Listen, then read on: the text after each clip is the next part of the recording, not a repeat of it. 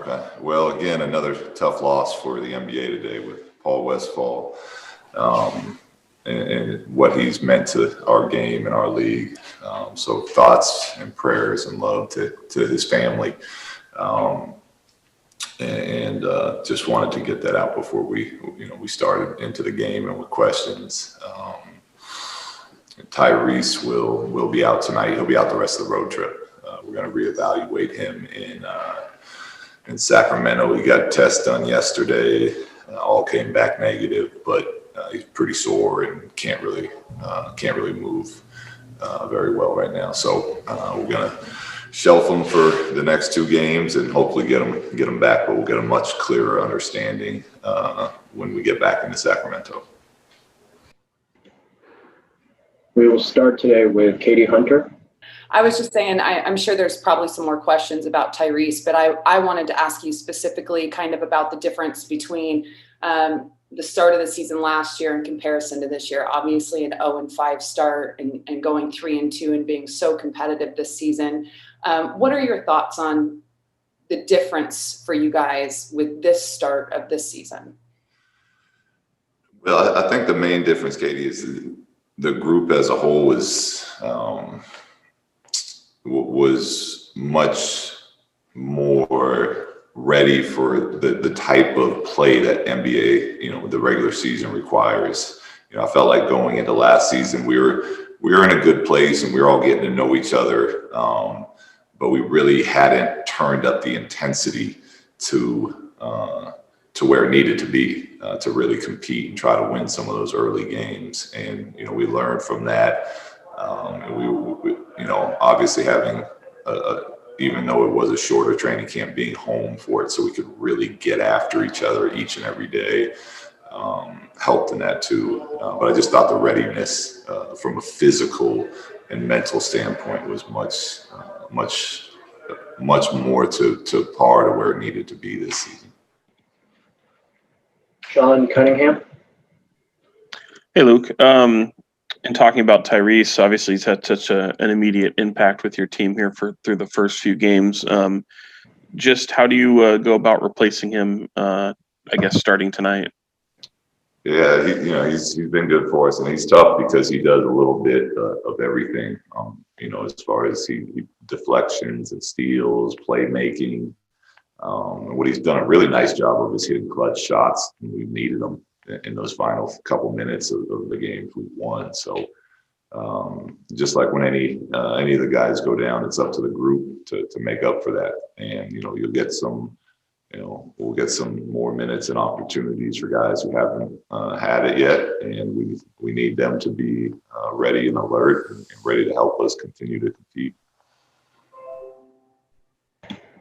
James Ham. Hey, Luke, how are you? Good, James.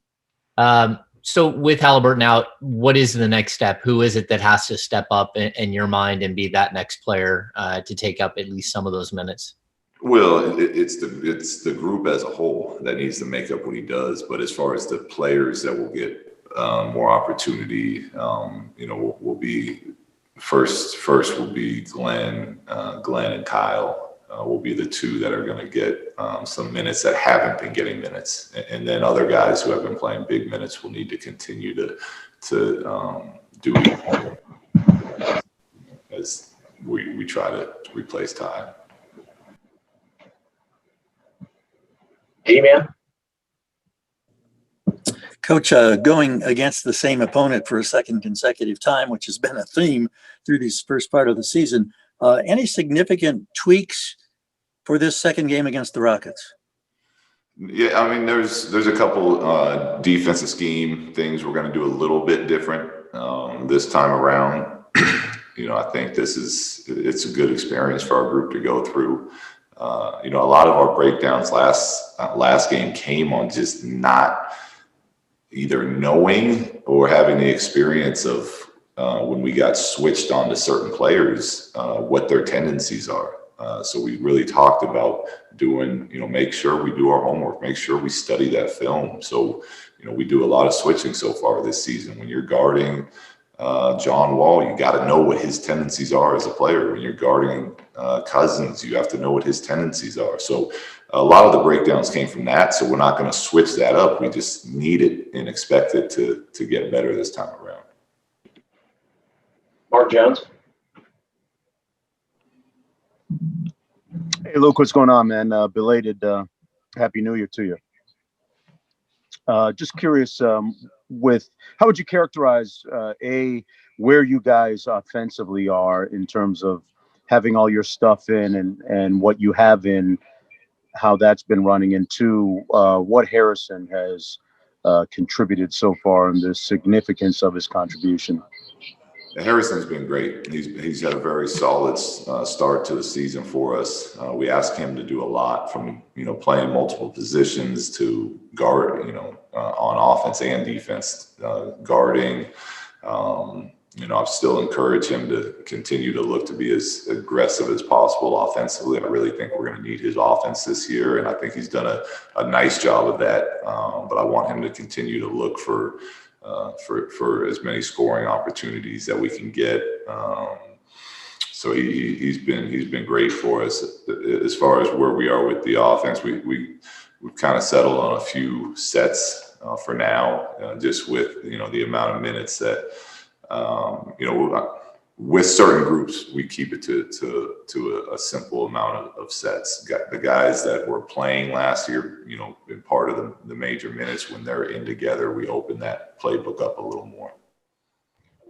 Jason Jones. Hey, Luke, how you doing? Good, Jason. Looking at De'Aaron and his three-point shot, I think he got up 7 the last game, but his career, he hasn't been a high level or proficient three-point shooter.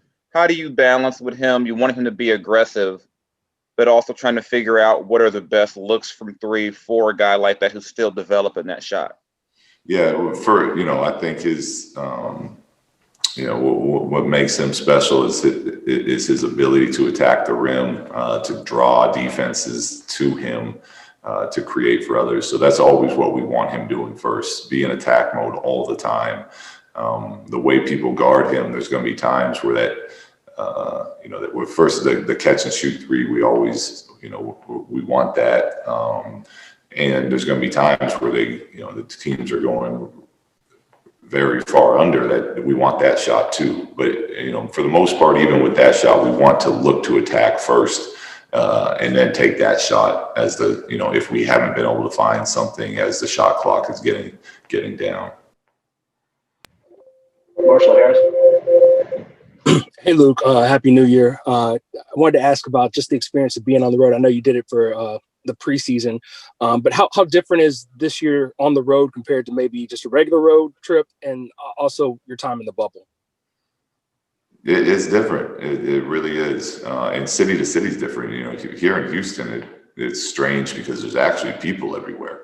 I mean, the hotels, there's people walking around having dinners and everything else, which is, its own unique experience right now, because we're trying to stay away from people as much as possible. But it's a lot of downtime in the hotel rooms, as far as maybe with one other coach and watching a game or whatnot. Where in the bubble, we knew everybody was safe within that bubble, so we could go out to group dinners and this and that. So, even though we're not in a bubble, I'd say there's even more isolation, at least so far on these road games. We have time for a few more questions. Tony Harvey. Yeah, Coach Walton. Yeah, welcome to a new year, my man. Wanted to roll back a couple games when we discussed, you saying that you want to look at the Phoenix film again, going to the next game after that. And what is your commentary on how you use those film sessions, and what are you trying to get across? What are you looking for technical? Not trying to give away a scouting report or anything like that. Just want to get your commentary of what are you trying to focus on when you guys are sitting around there looking at certain game plays and situations. Well, as a coaching staff, when we watch them, what we're trying to really dive into is what's our team doing good? What adjustments can we make? Where do we need to shift our time and efforts to the players?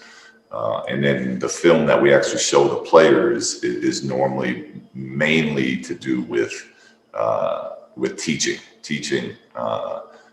because this is for this season is going to be the most time we have, compared to practice and anything else is going to be film sessions. So we try, we decide where we're trying to go as a group. And then what we show the players is, look, this is what it's supposed to look like.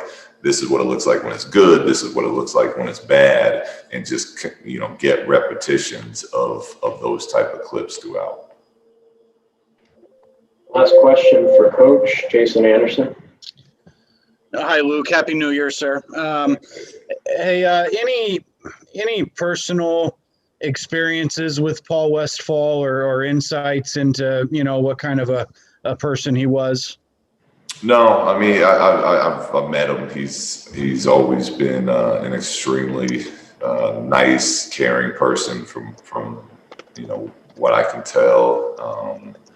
But obviously there's certain players that just impact our game as a whole, the NBA, certain people, and he's one of those guys. And I think we all reap the benefits of where our game has gone, and he's one of those people that has helped get it to that place. So more just love for what he's done for our game that provides us all so much. Thank you, sir. Yeah. Okay, thank you, Coach. Yeah, thanks, guys. We'll see you after.